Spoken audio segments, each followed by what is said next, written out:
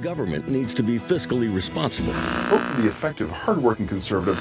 We need leaders who can take the bull by the horns. Welcome back. It's political season, if you couldn't tell. Primary elections, a time when Alaskans are usually more focused on summer than politics. Why this year, it's a different story. Everybody we talk to on the phone lines here, the two things they want to talk about, they want to talk about the restoration of the PFD, and they want to talk about crime. A look at what's driving the intense competition. So there's anger. I mean, it's visceral. Coming up. Definitely this election's important. What makes this a pivotal primary? The type of election that only comes along once every 20 years. Alaska, where there are old triumphs, but also new frontiers, with challenges as great as the state itself, but a belief that the best is yet to come. Bringing you the faces, the places, and the spirit of the last frontier. This is Frontiers with Rhonda McBride. Welcome to Frontiers. No, it's not your imagination. There's a reason why you've probably seen more signs on the road, heard more radio ads than usual this primary season.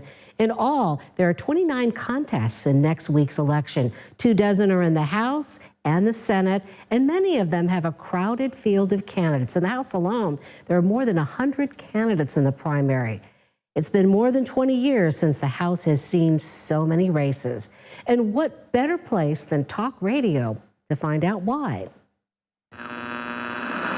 She defended our PFD and worked to repeal SB 91. You know, it would be a wonderful life with Josh Revak protecting our pocketbooks. Gaddis gets it. She's the real deal. 'Tis the season, and between now and November, the on-air battle for your vote will only escalate. Ho!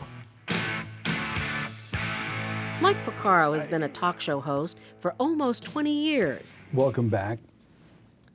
It's political season, if you couldn't tell. Larry grew with Alaska. But his history with Alaska politics goes back to 1970. Larry Carr is now campaigning in every part of the state. When Larry Carr of Alaska grocery store fame ran against Governor Bill Egan. That's how long ago that was. And I kept thinking, what kind of state is this? You know, I mean, I had no idea. At that point, Democrats were kind of in the majority. Good afternoon, everybody. It is 3:08. Today, Mike Porcaro hosts a conservative radio show and also runs his own ad company. Disclosure here, he handles the independent expenditures account for a group that supports Mike Dunleavy, but is separate from his campaign. I'd kind of like to get your thoughts on this primary election. Is it important to you? Is it pivotal? 451 Ed. Hi, Ed. Hey, Mike. Yeah. Definitely this election's important. Mike Porcaro and his co-host, who pride themselves for keeping a finger on the pulse of Alaska politics, agree. I mean, everybody we talk to on the phone lines here, the two things they want to talk about, they want to talk about the restoration of the PFD, right, and they want to talk about crime. Those are the two things they want to talk about. The ads reflect that. We've got to balance the budget, resolve the crime issue, and stick to our guns on the PFD. My name is Kelly Merrick, and I'd love to earn your support. Who has the clearest, strongest commitment to restore and protect your PFD? It's Jamie Aller. Even candidates in the same race take the same position. I'm excited about this election.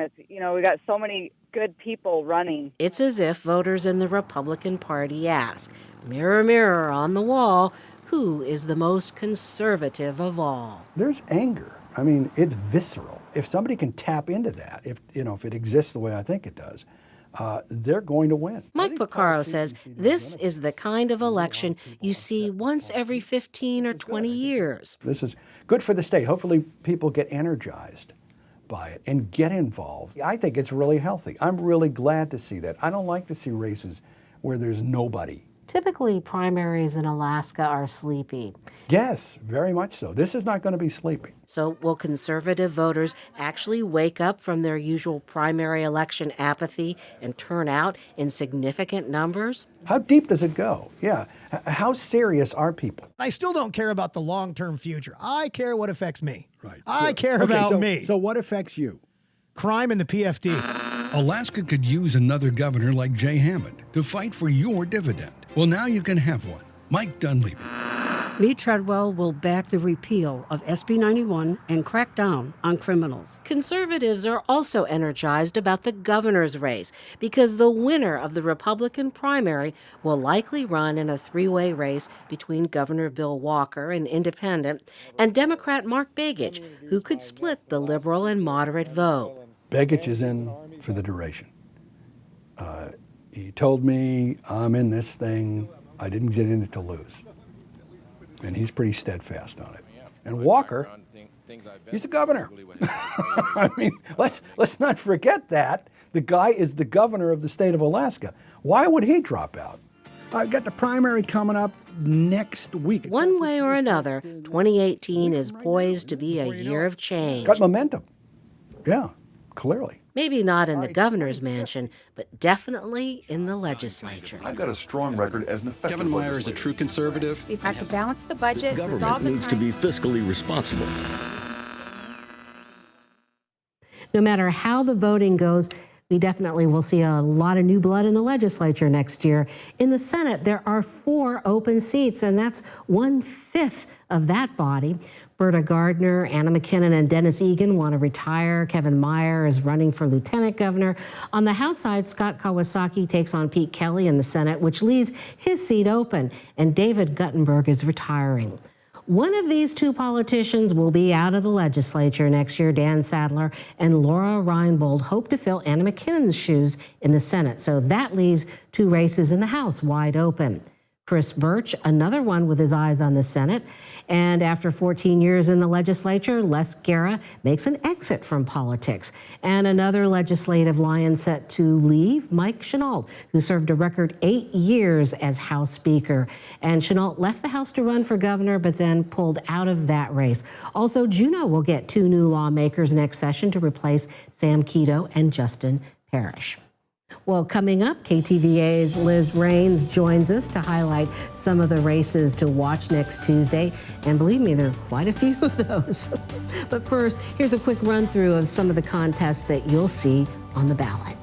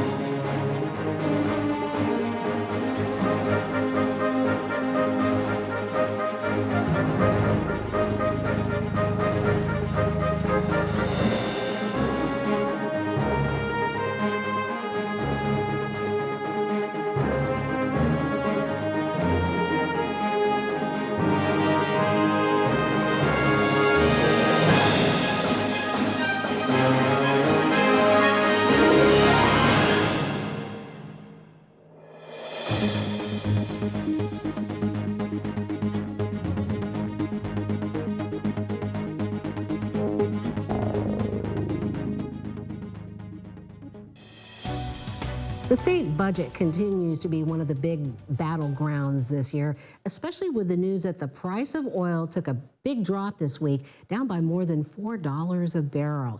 In a debate this week here at KTVA, we had a chance to ask 2 of the top contenders in the Republican race for governor how they would deal with chronically low oil prices. For both, it's a matter of holding down growth in the budget.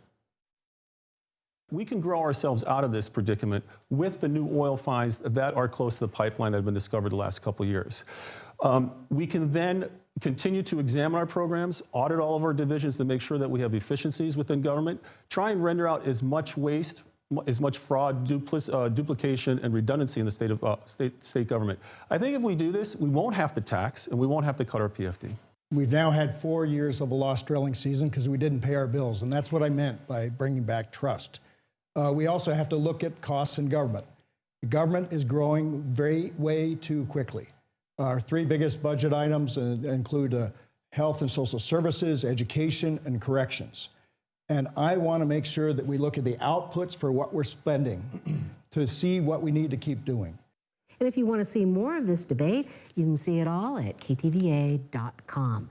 Well, in the game of political poker, a lot could be revealed come Tuesday. The winners of the primary will give us a look at how the cards might be played in the coming session, how leadership in the legislature will organize. And joining us now, Liz Raines, who will help us cover the primary election on Tuesday. Liz, what are some of the races that we're going to be watching out for? Well, Rhonda, there are a lot of them, but perhaps some of the most influential ones are happening in Eagle River. So let's start with the Senate race there, District G. This is Anna McKinnon's seat, and we should note that in that seat, she held a powerful position as a co-chair of the Finance Committee, very heavily involved in crafting the state budget. Now two very conservative members of the House, Laura Reinbold and Dan Sadler, are vying for the position. Reinbold has a reputation for independence, particularly when it comes to the budget. She was removed from the Majority Caucus in 2015 for voting against the budget that year, which she said was too big. Sadler is better known for working along with the party. He's been a member of the House Finance Committee, and he has support from McKinnon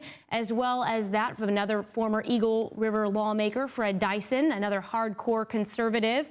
Another race to watch in Eagle River, the battle for the seat Sadler is leaving behind in the House. As a former lawmaker, Nancy Dahlstrom is a big name there, and she has some strong support from Labor, which may brand her as more of a moderate and raises the question of whether she'd be willing to join a bipartisan coalition in the House. And in Laura Reinbold's House seat, some have questioned whether Kelly Merrick, whose husband Joey has connections to Labor, might also be beholden to unions. If Dahlstrom and Merrick win, some wonder what kind of an impact that would have on how the House organizes. Now, there's also a battle for House Seat 9 in the Mat-Su. Unions have backed Jim Culver in his bid to get back to Juneau, which could make it a tough fight for the incumbent, George Rauscher. So there's a possibility for an upset there, and we'll be watching for. You know, and speaking of upsets, we might see another one in the making down in the Kenai Peninsula. Representative Paul Seaton's seat in the Kenai Peninsula is hotly contested. Now, he ran as a Republican in the past, but now he's a nonpartisan candidate and will have to face the winner of the Republican primary in the general. And we'll find out then whether voters have forgiven him for joining the Democratic majority. And another curious race, Representative Sharice Millett's bid for re-election. She faces a challenge from Josh Rivak, a former aide to Senator Dan Sullivan. And recently, an independent expenditures group has put up $30,000 to help him beat her. And Jeff Landfield, her longtime political nemesis, is behind this effort. Well, so far, Liz, you know, we've talked mostly about Republicans because that's where most of the action is this primary. But there is one hotly contested race in Anchorage, the seat that was held by Democrat Les Guerra. Yeah, and that's one of those kind of old versus the new kind of matchups. Cliff Groh is well known for his extensive work in public policy. He faces two young candidates, Zach Fields and Elias Rojas. Fields has support from Guerra and Mark Begich, while Groh has a lot of longtime Democrats in his corner. So that's another interesting one. We've talked about the competitive races, but you've covered a very, very curious race. Senate seat M, which was held by, or is currently held by Kevin Meyer. Yeah, that's right. And that was an interesting one because there were some allegations that came out against one of the opponents there, Becca Hollett. She actually is facing welfare charges now for welfare fraud. And that's a case where, you know, it's somebody who is running, put themselves in the public eye, and that caught the attention of somebody who noticed some inconsistencies when she was door knocking, soliciting contributions, and reported that to the state. And someone reportedly became concerned that she might be committing welfare fraud. And in fact, when we looked through her campaign finance records, we found that just last month, she personally invested $4,000 in her campaign while at the same time collecting food stamps. So state investigators also found she had a bank account with up to $45,000 in it that she hadn't previously reported. So far, she's not denying the allegations or making any kind of a public defense. And at this point, she hasn't dropped out of the race, but it certainly appears to have given her opponent a clear advantage. Well, in this day and age, so many things can be checked. You know, you wonder why candidates do what they do. But anyway, you can find out more about some of next week's races on KTVA.com. And coming up, we'll take a look ahead to the general election. I'm the only nonpartisan independent governor in the nation. The stakes in Alaska have never been higher. Longtime political observers say there's no way that Governor Bill Walker or Mark Begich can win unless one of them bows out. How likely is that? Under what scenario would that take place? Former Senator Hollis French is here to tell us about his proposal to the two candidates.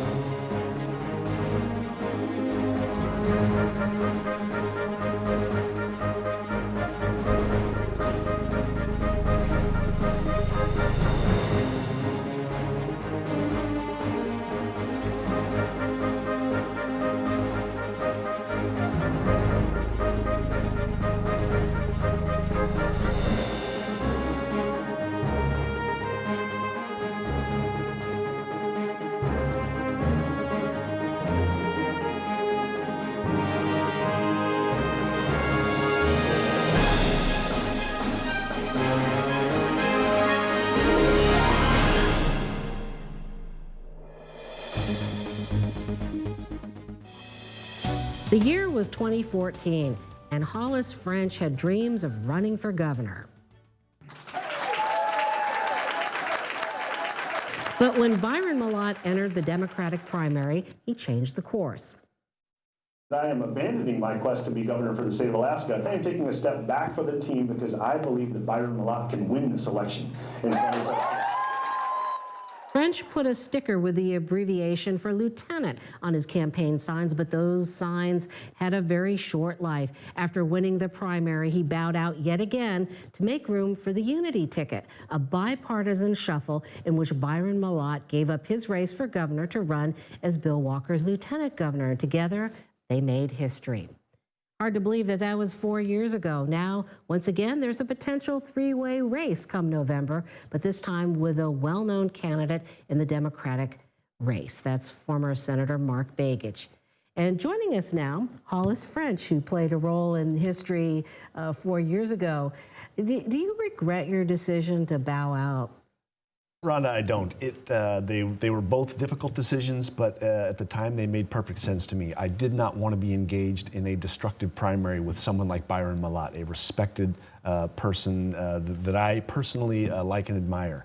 And then once Byron and Governor Walker joined forces, Bill Walker joined forces, suddenly, you had a whole new landscape. I will say at the time, keep in mind that there were 4 people involved there. Bill Walker, Byron Malott, myself, and Craig Fleener. 3 of those people, 3 of them made significant sacrifices in order to put the unity ticket in place.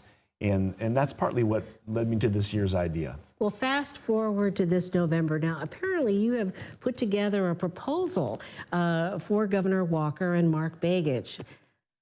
How does it work? The idea was to find out who between those two is the weaker candidate. There's a center-left coalition that came together to make the unity ticket. That center-left, from the center of the spectrum over to the left, now sees 2 candidates potentially vying for their votes, Bill Walker and Mark Begich. For the moderate progressive vote. Yes, exactly. So the idea was, in the month of, say, August, to run 3 polls asking a simple question. Who would you vote for if the election were held today? Mike Dunleavy, assuming he wins his primary, Bill Walker, or Mark Begich. And if in all 3 polls, those last 2 candidates are in the same position, meaning one's in the middle and one's on the bottom, the person on the bottom would drop out and then put their support behind the other, reestablish a center-left coalition, and go forward to victory. Now, Bill Walker and Mark Begich don't do things halfway. They throw themselves into it with full force. So on the basis of polls, which are often wrong, why would they go along with a plan like that? Well, I think because they both, history is going to tell us when the vote happens in November who the spoiler is in this race. I think that's important to keep in mind. While it may not be exactly clear right now, there's going to be no question when the votes are counted in November in a 3-way race, the person who comes in third is in fact the spoiler. That's set, and that person's going to have to live with the verdict of history. So I believe that both candidates have some sense that if they could make a sacrifice, form a coalition again, get what you want out of the process, it's good for everybody. Now, talking with Democrats, there is a lot of anger towards Mark Begich for jumping into this. I mean, I hear this, or pulled loyalties. You know, I don't share any of that. My view is that every election, incumbents have to earn their seat again. Challengers are free to step forward. This is the beauty of our electoral system. And, you know, it makes for an uncomfortable landscape in this specific instance, but Mark's a talented, qualified individual who'd make a great governor. He's got every right in the world to run. But I think if he winds up losing, and, you know, as well as Bill Walker, and then perhaps, say, Mike Dunleavy, who's been running the strongest in the poll, becomes governor, people are going to be upset. Well, that's why I say it's very, very important to remember who is actually in third place in November, because that is, in fact, the weakest candidate. And that's why the polling idea got support from Mark Begich and was rejected by Bill Walker. That says a lot to me about their own feelings about their relative strength in this election. But Bill Walker is the governor. You know, and that's why I reminded you at the beginning of the show that 3 people made significant sacrifices to put him in office. And so I think it's, you know, turnabout's fair play. He may have to make a significant sacrifice to keep the center-left coalition together that he's right now the head of. He may have to do that to put Mark Begich in office so that the things that he believes in are continued enforced by the next governor. So this is a wild primary. I mean, a lot is being worked out here that sets the stage for November. What do you think about all these candidates running, especially in the Republican Party? They're energized. Well, I guess it goes back to what I said about Mark Begich. You know, people are entitled to run. It's a free electoral system. The one way to never get elected is to never run. You've got to jump in there and give it your best shot. I think Mark's got a good shot. I think, you know, he's got the capability of uniting people who are pro-choice, who are pro-equality, who are pro-education, and forming a coalition that can win in November.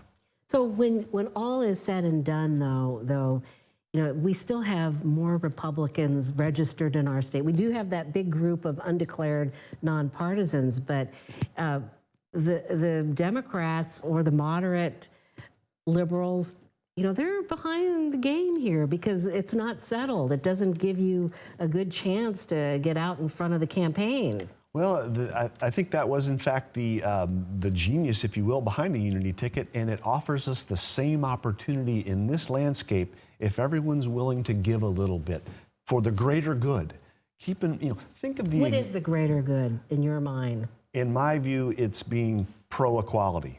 It's being pro-choice. It's being pro-education. It's being, you know, the best outcome for the greatest number of people. I mean, just one example I think that really needs addressing is right now in this state, we have some of the worst 4th grade reading scores in the nation. That is heartbreaking to me, and I think it's heartbreaking to other people in the center and the left of the political spectrum. Children are being denied an equal opportunity because of their reading scores. All right, well, I want to thank you very much, Hollis French, for giving us a look ahead. You know, who knows what November holds, but first we have to get through this Tuesday. KTVA's election coverage starts Tuesday morning with election results at 10 and updates throughout the night. And you can always find the latest on KTVA.com. And finally, be sure you get out on Tuesday and make your voice heard. We'll see you next week.